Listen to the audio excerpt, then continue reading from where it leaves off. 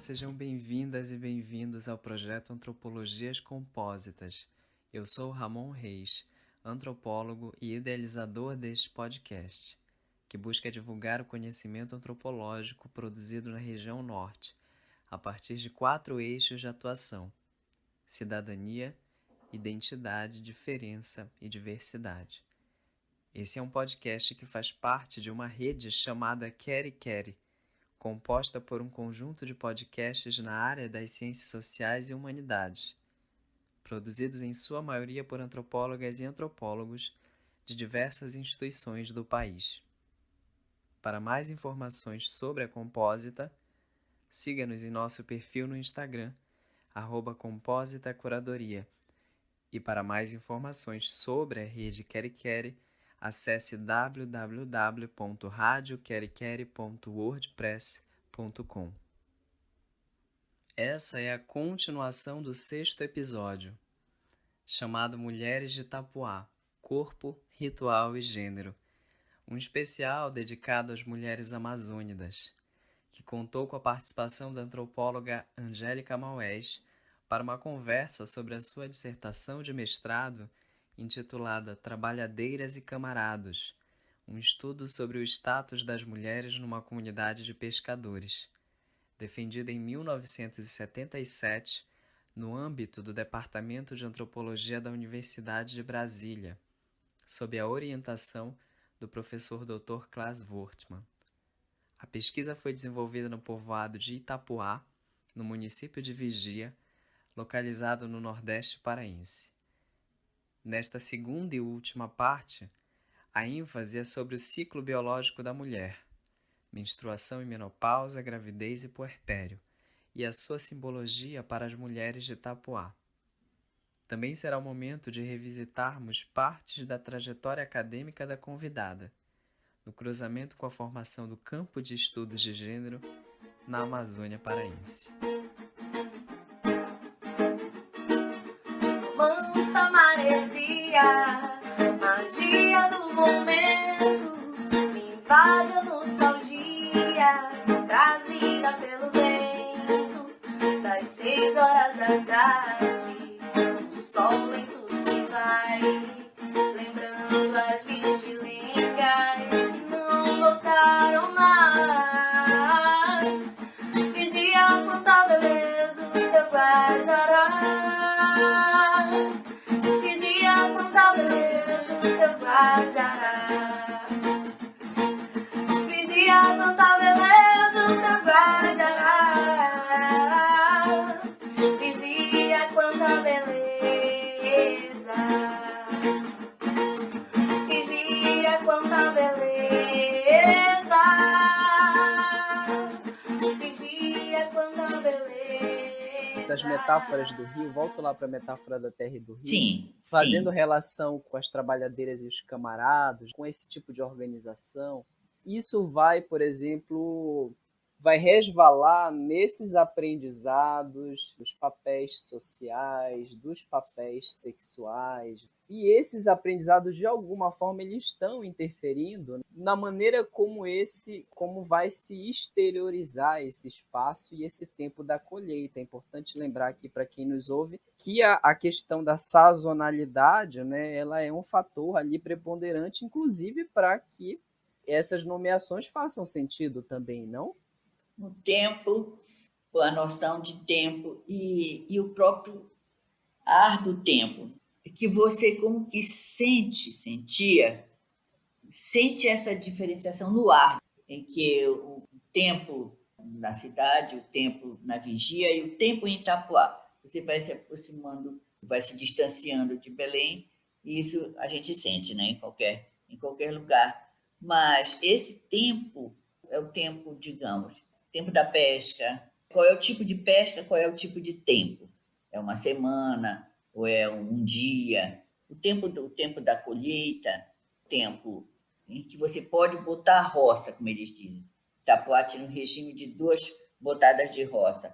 A roça de verão, que você coloca até setembro, agosto, setembro, por aí, e a roça do inverno, que coloca em janeiro. Mas isso, veja bem, isso são marcações que também dependem do tempo. Se chove muito, se chove menos, então dá para fazer a roça e a colheita naquele tempo. E os tempos cruzados, os tempos de homens e mulheres, porque como o homem participa da botada da roça, e às vezes também da fazeção da farinha, como eles chamam, precisa combinar o tempo da mulher da roça e o tempo do homem da pesca. Então, ele tem que sair, veja bem, ele tem que sair da pesca e vir derrubar o mato, queimar, ajudar a fazer as covas para poder plantar. Esse era o regime de Itapuá. Uhum. Então, isso implica um cruzamento de tempo de homem e de mulher. Quando tu começas a falar sobre a noção de tempo, né, que aparece muito fortemente, nessa segunda parte do trabalho, é quando vai aparecer, por exemplo, uma fronteira ali que vai nos remeter para a coisa dos ciclos biológicos. E aí fica muito evidente como essa noção de tempo ela também vai interferir não só no ciclo biológico, mas na fronteira entre vida e morte, quando a gente pensa, por exemplo, no papel da mulher. Que tem um papel destacado, digamos assim, essencial no início da vida e no fim da vida, né? São coisas de mulher, coisas de mulheres. Eu lembrei agora de uma análise do Gilberto Velho, saudoso Gilberto Velho, que no 1985, Angélica, acho que saiu na Folha de São Paulo, aquele caderno, né, especial, uma reportagem sobre família, intitulada, que aliás eles ficaram aborrecidos com isso, mas não podiam consertar, A Nova Família era o título. Mas terrível. Isso para dizer que ele falando sobre gravidez, sobre nascimento modernos, em que os pais dizem que engravidam, etc., junto com a mulher, com a mãe, ele dizia assim que momentos de crise da família, momento do nascimento, momento de uma dificuldade financeira ou de dificuldade de relacionamento, você recorre à família. Mas na questão do nascimento, ele continuava a ser um assunto de mulheres, o que é uma coisa muito interessante, porque ele está falando do quê? Do Rio de Janeiro, de São Paulo. E Itapuá é claramente isso. Assim como você gesta a roça, gesta frutos da terra, a mulher, ela que toma conta da roça até o final, arranca a mandioca e normalmente a fazição da farinha são elas e suas companheiras. Às vezes o homem pode ajudar se ele está desembarcado. É da mesma forma no nascimento de um ser humano, um outro ser igual a eles. Se é um assunto de mulher e é um assunto não só rigorosamente tratado por mulheres, mas efusivamente, digamos assim. A mulher, quando vai parir, é o momento máximo do gozo da sua plenitude como mulher. Então, ela tem grandes direitos nesse momento. Você tem 4 pessoas, 4 mulheres participando desse ato, participando desse evento e cuidando desse evento. E provavelmente nenhum homem ali, né? Nenhum homem ali. O homem, veja bem, o homem só participa quando participa para receber de volta a mulher que, depois desse período de afastamento ritual, ela volta, entre aspas, para a sociedade a que ela pertence. Quando a parteira, a assistente, como eles chamam, não chamam a parteira, entrega essa mulher depois do 7º dia, todo aquele ritual do 7º dia em que ela fica reclusa totalmente, depois de fazer toda aquela ritualização no corpo da mulher, ela entrega ela de volta e encerra o serviço, e quando vai para receber, naquele momento recebe, enfim, ela encerra a sua atividade profissional ali, mas também ritual. E é muito interessante que quando ela volta, o que significa isso? Que ela volta para a tutela do marido. É interessante porque vai dizer para a gente assim, essas mulheres, em alguma medida, elas têm tanto poder quanto os homens, porque, por exemplo, nesse ritual, nessa forma ritualística que tu acabaste de comentar, o poder é total ali da mulher, né? Não tem interferência, né, nesse processo da figura do homem, por exemplo, né? Vai ter depois. Vai ter depois. Mas não... Vai ter depois e depois neste momento, neste ato, digamos assim, de recebimento, de entrega. Cumpri minha obrigação, né? Tive êxito na minha obrigação, está aqui a mulher e seu filho, e pronto. Daí por diante, o resguardo ela vai cumprir, as coisas ela vai fazer, mas naquele tempo, eu gostaria até de saber como é. Hoje, a necessidade, digamos, absoluta, não vi nenhum caso, não soube de nenhum caso, nenhuma memória em que essas 4 mulheres não estivessem presentes: a assistente, a leiteira, a tratadeira e a lavadeira. Uhum. E todas com sufixo eira, né? Leiteira, todas com sufixo eira, bem lembrado, exatamente. Né? Uhum. Para assistir aquela mulher de parto, aquela mulher que, no momento mais difícil que ela enfrenta, e que não é só a ideia das mulheres de Itapuá, né?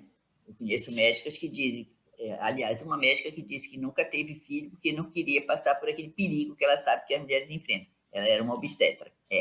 Então, a ideia do perigo, que eu analiso ritualmente, mas eu digo também que é um perigo real, entre aspas, real, de concreto, porque é sempre um risco, na verdade. A gente está especificamente contando sobre esse ciclo biológico da mulher que aparece no trabalho. A menstruação e a menopausa, a gravidez e o puerpério, que seria o resguardo. Comenta um pouco, Angélica, sobre cada um desses momentos e as principais características para a comunidade pesquisada. Sim. Eu acho que é importante falar. Começar pela menstruação. Eles conheciam o termo, mas normalmente não se referiam por esse termo. Referiam, aliás, termos que eu ouvia em Belém. Bode, por exemplo, era um nome. Veja bem a relação, né? O termo que eles usam mais é visita. A primeira visita é a menarca. Quando ela tem sua primeira menstruação, chegou sua primeira visita. Até escrevi um artigo, quando chega essa visita, né? Então, quando chega, é uma frase das mulheres, quando chega essa visita, o que acontece? Até a menarca, a menina é alguém que eu digo indiferenciada em relação aos meninos. Ela pode participar das mesmas brincadeiras, do mesmo tipo de vida, com uma restrição já. Se ela não é muito pequena, que ela já ajuda a tomar conta dos irmãos, ajuda a lavar uma louça, vigiar uma panela, enfim. Muito antes dos meninos ela tem essa obrigação. Mas com a primeira visita, e às vezes elas diziam que escondiam da mãe logo, porque também começam as primeiras restrições ao seu comportamento, às suas obrigações, então, e as restrições rituais de que o corpo delas participa. Você, na menstruação, não toma banho, não toma banho inteiro, né? Se asseia, se lava, enfim, mas não joga água da cabeça do corpo. Quando termina o seu sangramento menstrual, é que ela tem que tomar o seu banho inteiro e volta a poder se alimentar de qualquer coisa. Uhum. Porque a ideia é de que se você infringe algum dessas proibições, por exemplo, passar água, como eles dizem, né? Passar água, o que é? Atravessar um riacho, um igarapé, viajar de barco para vigia. Agora, queria chamar a atenção de uma coisa, que nenhuma das prescrições que existem relacionadas a este ciclo impedem completamente a mobilidade ou a ação das pessoas em alguma referência da sua vida, porque sempre há um recurso que as pessoas podem utilizar para enfrentar aquela situação, para não deixar de fazer aquilo que elas precisam fazer. Então, passar água, por exemplo, por conta das crenças nos encantados, que são atraídos pelo sangue da mulher naquele período.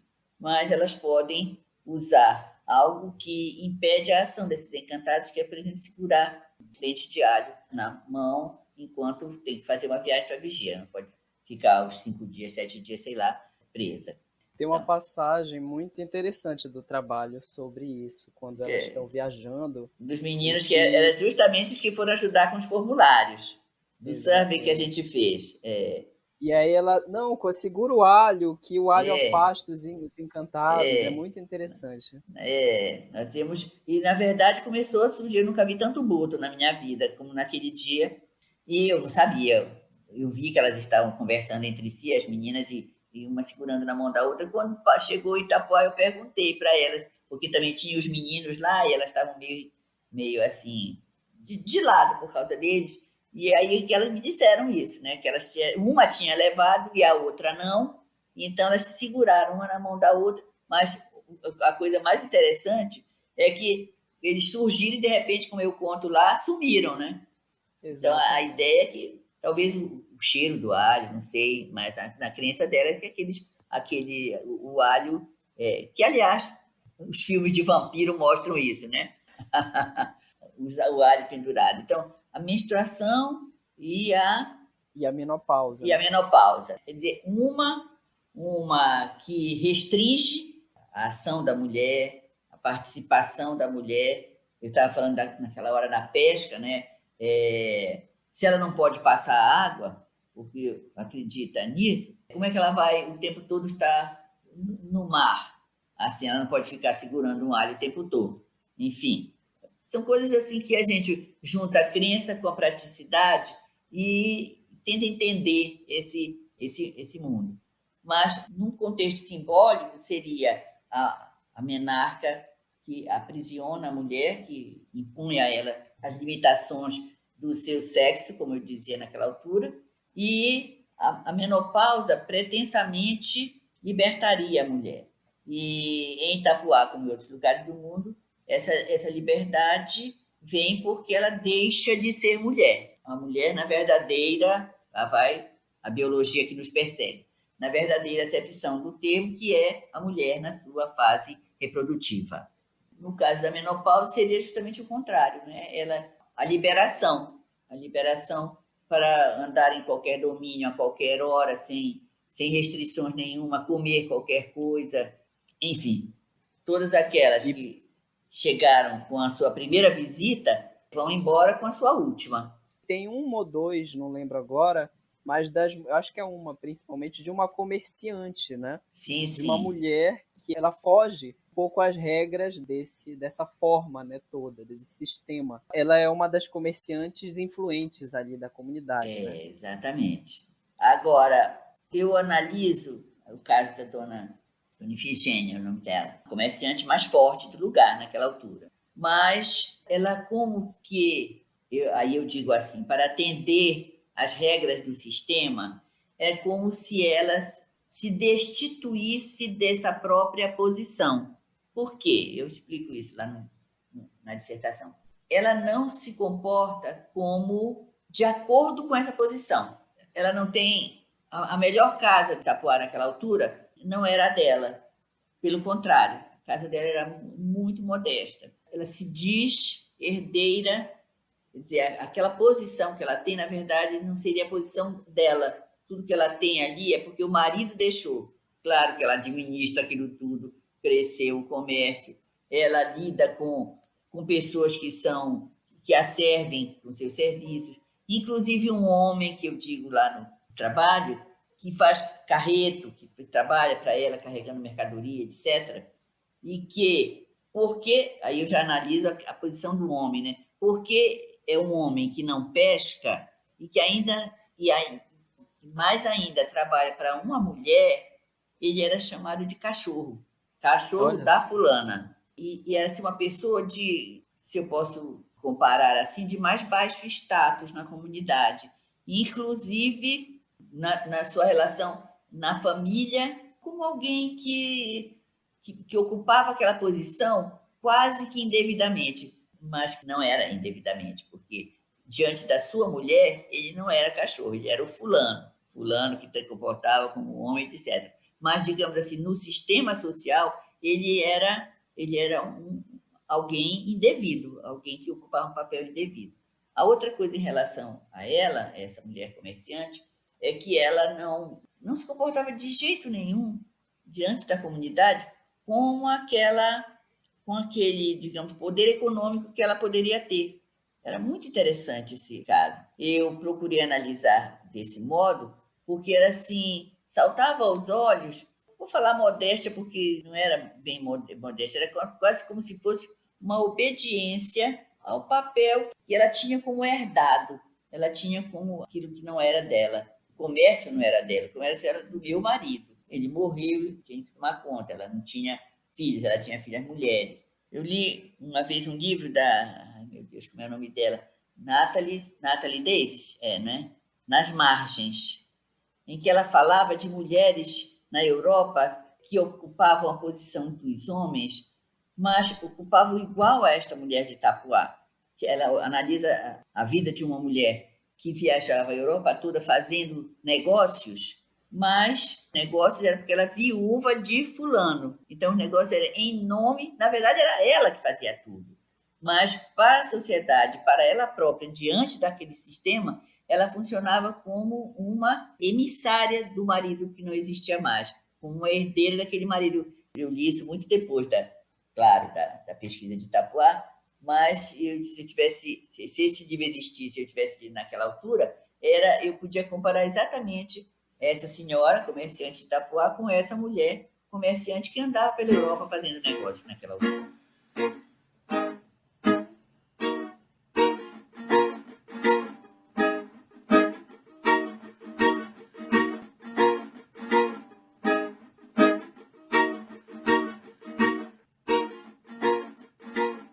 A gravidez é, assim, o momento em que as restrições somem.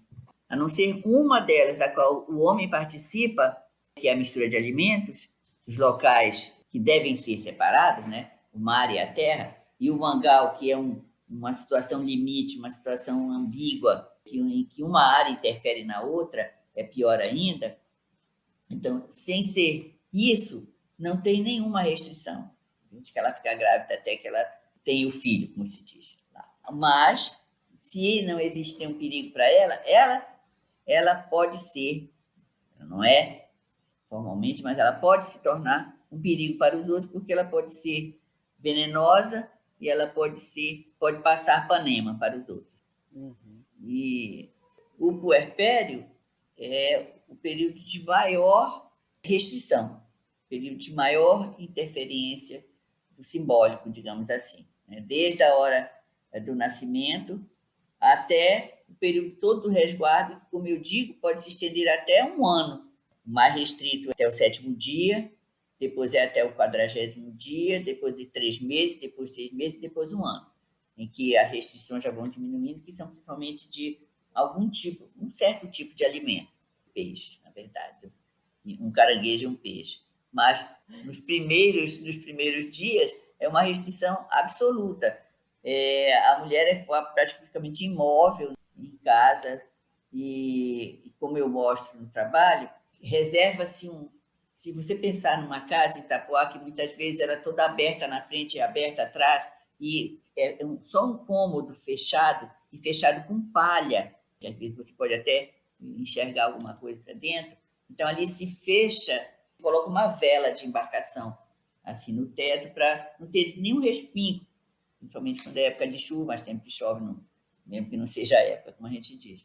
Que é, digamos assim, no momento de maior referência feminina, digamos, a mulher dá à luz um ser, coloca no mundo um outro ser vivo que sai de dentro de si, por cima dela está o símbolo mais caro, da atividade mais cara dos homens, que é uma vela de embarcação, que muito simbolicamente também se coloca, como eu digo, na porta das casas quando alguém faz a sua última viagem. Quando ela chega neste mundo, a partir da barriga daquela mulher, e quando ele parte para o outro, é sempre aquele símbolo da pesca que rege a situação. Que é um dos principais símbolos, né? Que é um dos principais símbolos, exatamente, que é uma vela de embarcação. Normalmente tem uma vela, se alguém não tem, empresta, uma vela já meio rota, que eles não estão mais usando, mas essa vela tem esse papel, tem essa função prática, a explicação que eles me deram, claro que não era a que eu imaginei na minha análise, mas que é cobrir completamente, porque uma das coisas é a água A água faz mal para o corpo da mulher que está quente, está aberto, está com um fluxo saindo dela o tempo todo. É um difícil equilíbrio, né? Em Itapuá, a história do corpo sadio e o corpo adoentado. Há uma oscilação entre um difícil equilíbrio para um corpo ser completamente considerado sadio. Porque do que é que depende isso? Eles trabalhavam, e isso quem estudou principalmente foi o Heraldo, né? Na dissertação dele, que trabalhava com as doenças não naturais, eles consideravam aquele sistema dos humores do corpo e do quente e frio. Então, se você tem os humor bom, como eles dizem, que ele considera a água, o fogo, a terra, o ar, e considera-se as coisas que nos cercam como coisas, alimentos, por exemplo, locais, atividades, que podem ser quentes ou frias. Então, você tem que ter um equilíbrio dessas coisas, você tem que estar com a sua disposição de corpo controlada e equilibrada. E, além de tudo, você ainda tem a possibilidade do sobrenatural, como a gente chamou, que são os ataques dos seres que eles chamam de os invisíveis, porque eles podem estar aqui do teu lado, como a gente fala quando a gente considera a crença espírita, né?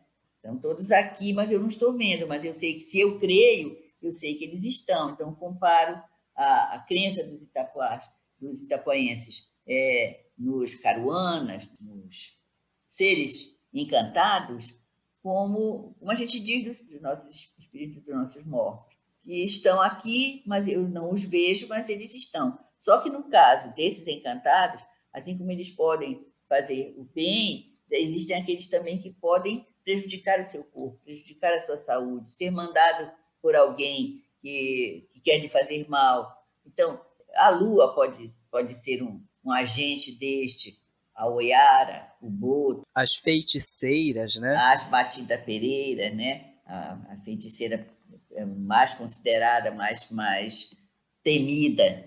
Interessantemente, em Itapuá e na Vigia, porque as histórias de feiticeiras que nós encontramos não foram assim propriamente em Itapuá.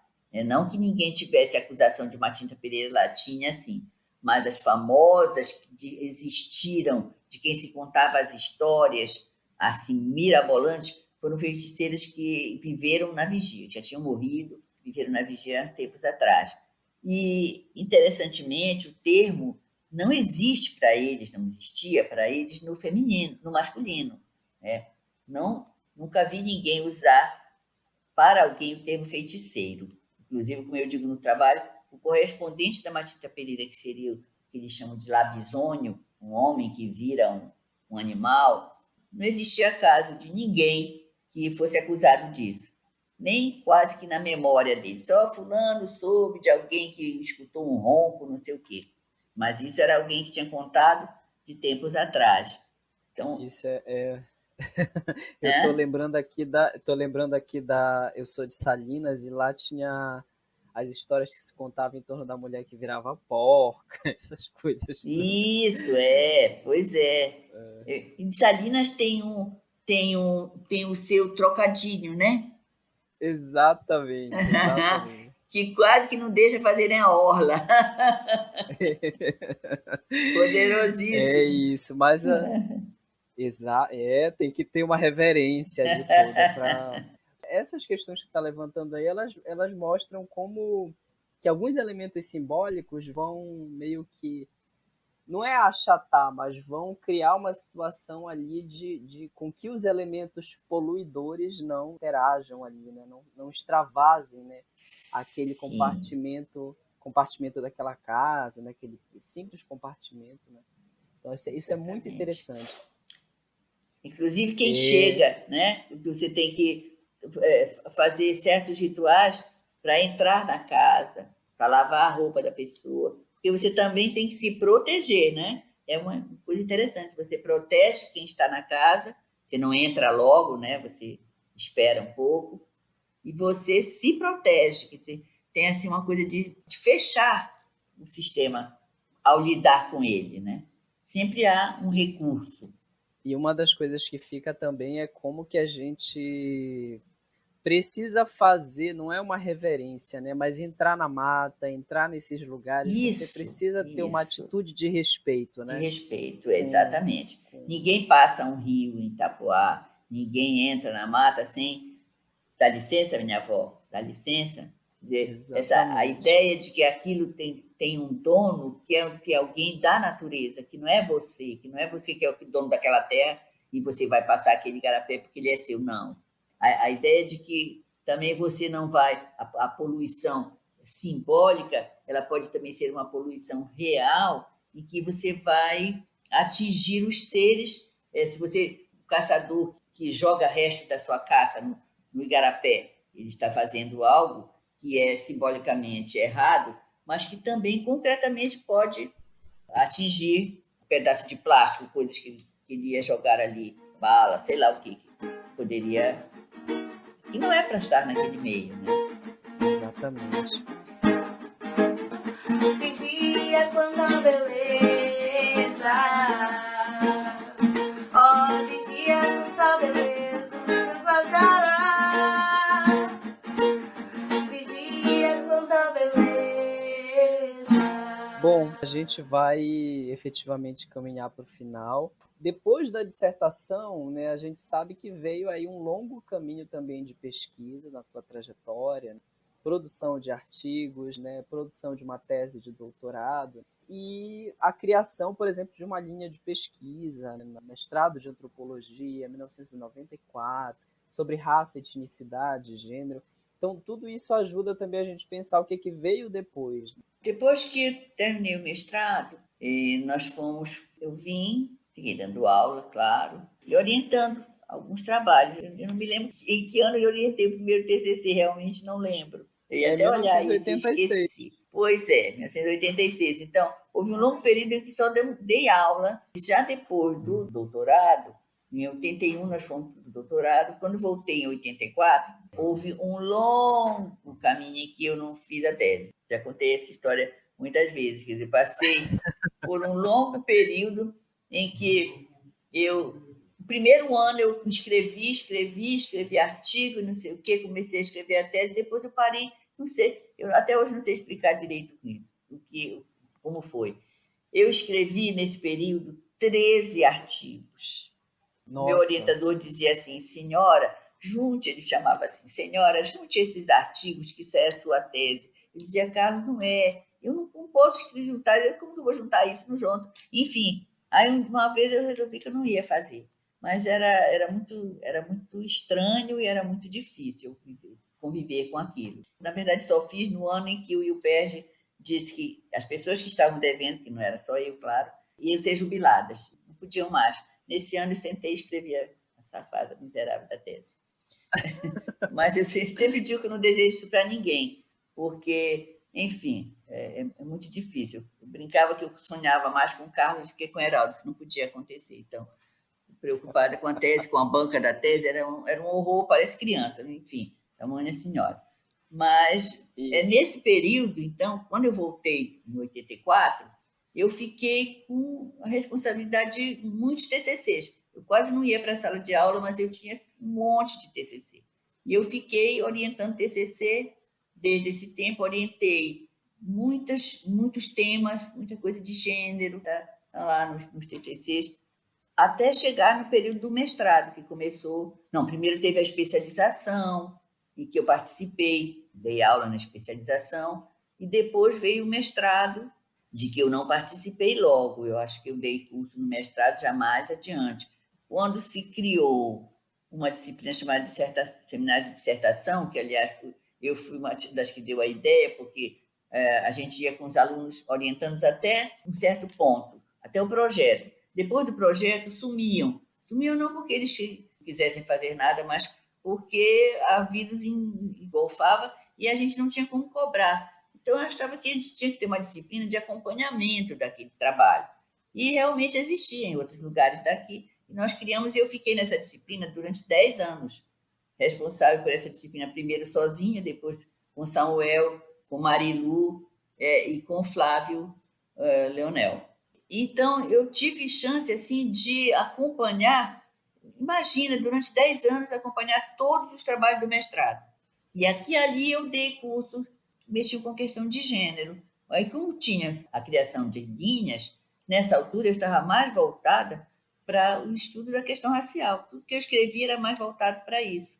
A tua tese é sobre a questão racial, né? A minha tese ela se chama Negro sobre Negro. A questão questão racial no racial. pensamento das elites negras brasileiras. Eu estudei um Isso. período que vai dos anos 10 ao final dos anos 80. Mas aí eu trabalhei com poucas entrevistas, eu entrevistei principalmente os velhos militantes em São Paulo, que ainda eram vivos nessa época, e trabalhei com documento de tudo que tu possa imaginar, jornais, documento de teatro, panfleto, enfim, que eu pude conseguir. Foi orientada pelo Carlos Pelo Razenbaum, Razenbaum, né? saudoso Razenbaum, que já se foi. No Lá no IUPERJ, né? IUPERJ, exatamente, porque eu não fui aceita no museu. Eu ia fazer junto com o Heraldo no museu, e quem me sugeriu o IUPERJ foi Janebete. Janebete disse, por que você não vai para o IUPERJ?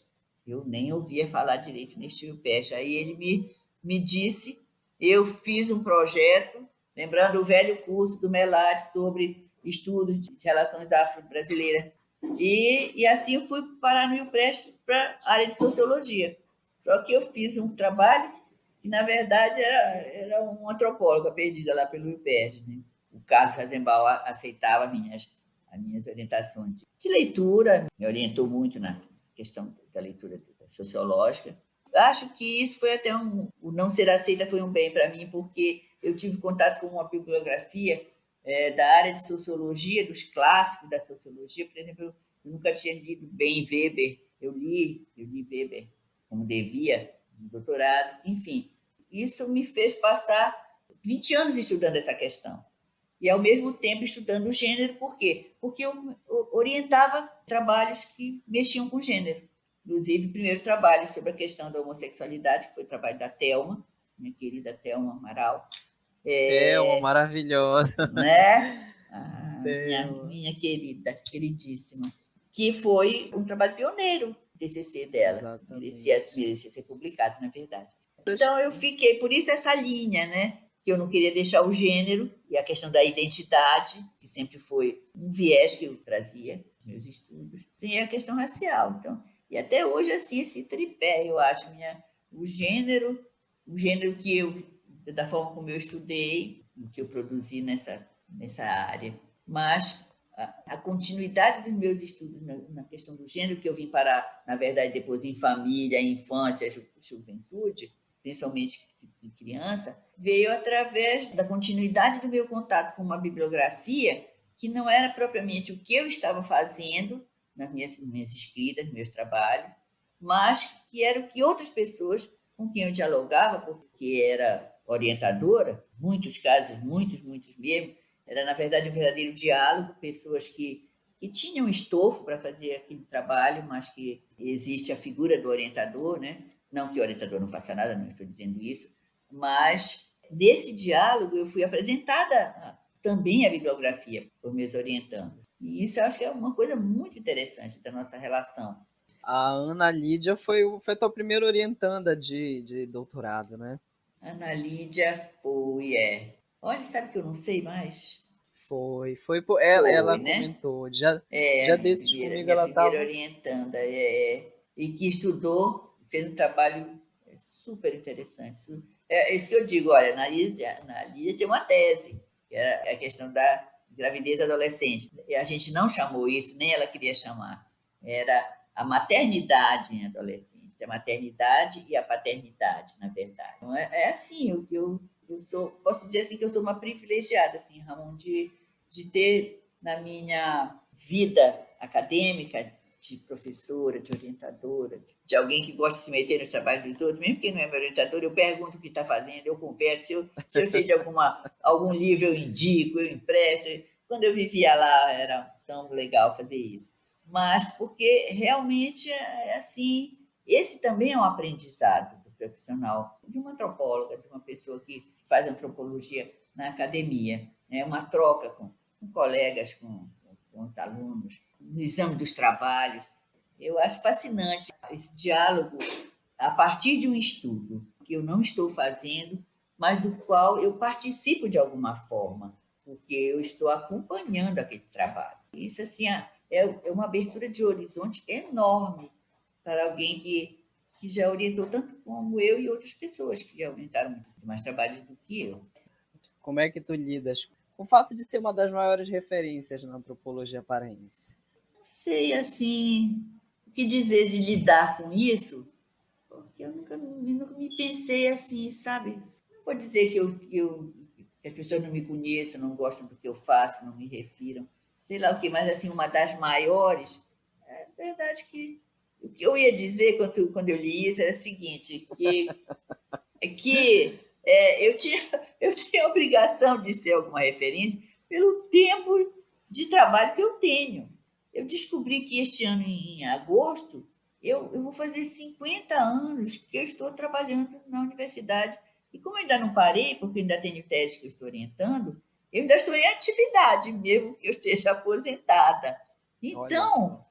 é assim, com uma vivência de tanta participação em encontros, em reuniões, em ouvir pessoas, em ler. Deixa eu dizer uma coisa assim, em aprender a ler, sabe, Ramon? Eu leio coisas que eu já tinha lido há mais tempo e a gente vê como a gente vai conseguindo, você vai enxergando coisas, você vai ligando com outras que há um tempo atrás você não fazia isso. Então, é assim, eu vejo assim como um processo de participação e de.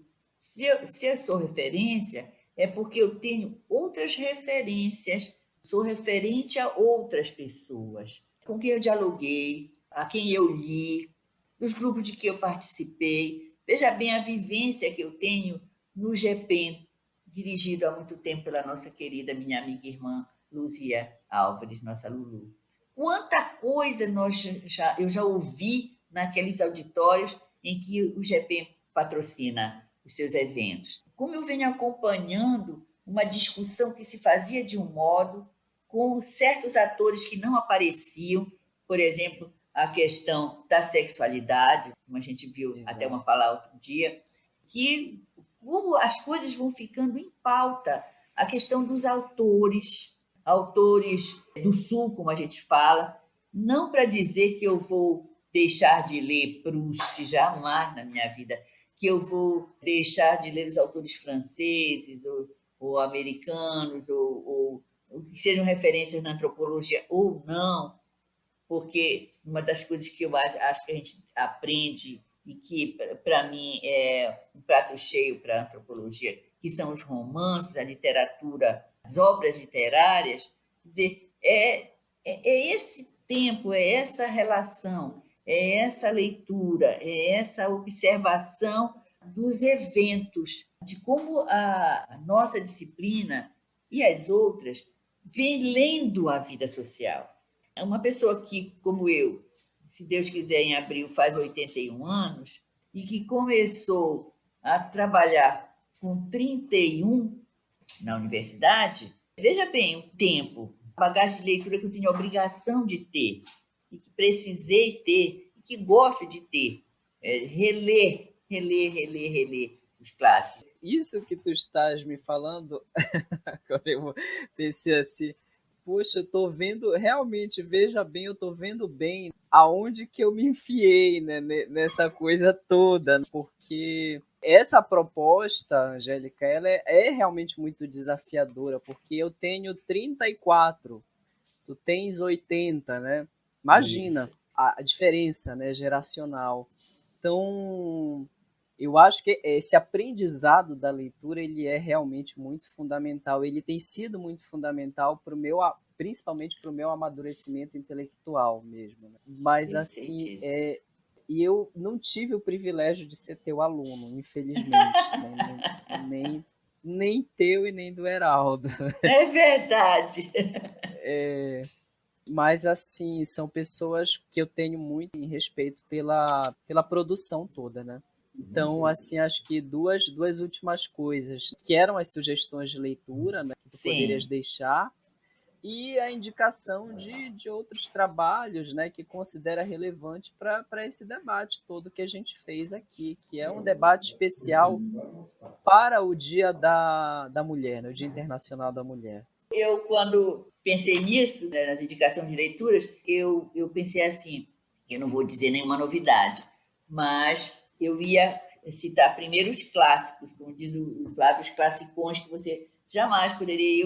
Eu vou dizer os clássicos puxando o meu interesse de pesquisa, que é só nessa área que eu poderia falar mais, indicar não, lembrar autores. Então eu fiquei pensando clássicos que eu li, clássicos que eu não li. Lévi-Strauss, mas ao mesmo tempo que o Lévi-Strauss escrevia, a Simone estava escrevendo e se comunicava com ele. Eu não falei na Simone, mas agora eu a cito. Mosse, Margaret Mead, Malinowski. Acho que alguém que estuda gênero jamais pode deixar de ler a Margarete. Os três livros da Margarete que eu acho importantes, que é o da Nova Guiné, o de Samoa e o Sexo e Temperamento, em que ela fala e diz o que é gênero naquele livro, não é verdade? Mary Douglas, Peter Turner, Van Kennep, Leach, Firth, Nososticopia. Uma beleza que ela fala sobre família que ele faz ali. O Goffman, a minha predileta, que é a Mary Douglas, todos os trabalhos dela e a biografia dela, que é linda, que eu tenho. E os mais atuais, que eu li tanto, que são em outras áreas, o Giddens, por exemplo, o Peter Gay, Marilyn Strathern. E para falar de autores mais nossos, eu gosto muito de um português, que é o Miguel Vale Almeida. Eu gosto muito das pessoas que escrevem no Brasil sobre essas coisas, Helborn, Marlise Matos, Marisa Correia, a linda, como eu gosto tanto, a Dias Anota, Miriam Gross, Adriana Pichitelli, Gregory. Essas são leituras que eu já fiz tanto e que indico para as pessoas, mas queria não deixar de citar os romances. Acho que a gente tem que casar a leitura acadêmica com a leitura, com a análise literária, com a interpretação literária da vida social, né? Então, eu não queria deixar de lembrar isso, que a gente recorra realmente aos romances como leituras especiais, assim, especiais e específicas da vida social. E aí eu não posso deixar de falar em Saramago, Flaubert, Zola, Isabel Allende, que eu gosto, no Gabo, gosto lá para o Dickens, gosto de... Foi até preso, Oscar Wilde. Eu queria dizer uma coisa só para finalizar essa questão dos romances e da minha fala, certamente. É que quando eu procuro ler romances atuais, eu não deixo nunca os clássicos, mas eu procuro ver livros que tenham a ver com o tema que eu estudo, embora eu não saiba quem é aquele autor. E assim eu descubro coisas maravilhosas.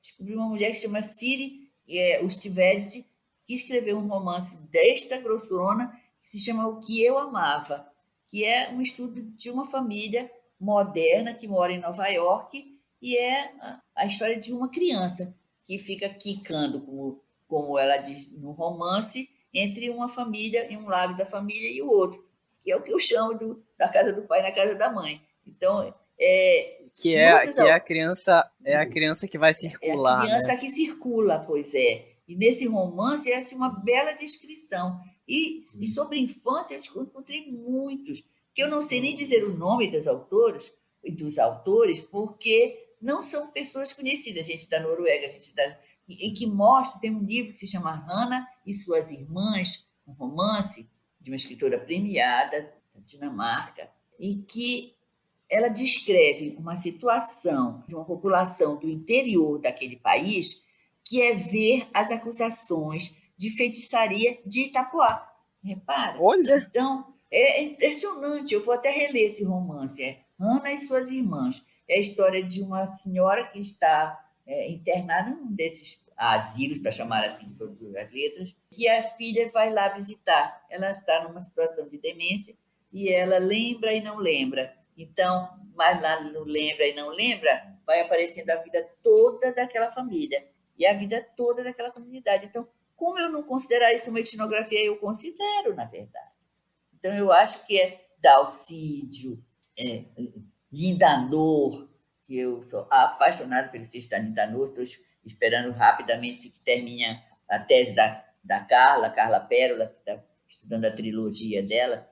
Então, nossos autores, Benedito Monteiro, Eneida, uma mulher que eu gosto tanto, acho que um livro que todo mundo devia ler dela, Rosenblatt, Sultana Rosenblatt, escreveu um livro assim, perfeito, chamado Barracão, que trata da cidade e do interior, a partir da figura de uma mulher mãe que faz com que a filha estude em Belém, na casa de uma família rica. Mas são, assim, perfeitas descrições da vida social que nós temos neles. Então, eu sou apaixonada pela literatura. Foi uma honra para mim. Eu estou muito agradecido por esse momento, né, de estar aqui contigo, mesmo à distância. Eu quero agradecer muito por ter participado, sabe, Ramon? Ânimo na vida da gente, né? É animar a vida, você fazer essas coisas também. Quer dizer, alguém como eu, e queria dizer também da questão da velhice, você sabe que é velho, se enxerga que é velho, mas não se pensa tão longe de vocês. É muito interessante isso. Eu acho que a vida de professor, a vida de alguém que trabalha nessa profissão e que trabalha orientando trabalhos, dialogando sobre trabalhos, isso cria uma proximidade tão grande entre a gente, que você se pensa quase como se você fosse daquela geração, sem ser, você sabe que não é, nem pode ser, mas isso que eu estou falando de animar a vida, de aproximar as pessoas a partir de um elemento comum que é construir, gosto de dizer assim, construir um conhecimento, que é olhar e dizer alguma coisa sobre a vida que nos rodeia. Eu acho que é assim isso que faz essa aproximação ser tão boa, e por isso eu queria agradecer por estar nessa ciranda com vocês. Depois de uma longa viagem, chegamos ao fim do 6º episódio, que foi um especial dedicado ao protagonismo das mulheres amazônidas do povoado de Itapuá, nas encruzilhadas da formação e trajetória da antropóloga Angélica Maués. Se você chegou até aqui, meu muito obrigado. Esse episódio contou com a produção, o roteiro e a edição de Ramon Reis. Um agradecimento especial ao compositor Wilcler Almeida e à cantora Fernanda Canora, naturais de Vigia, que autorizaram o uso da música Lembrando as Vigilengas.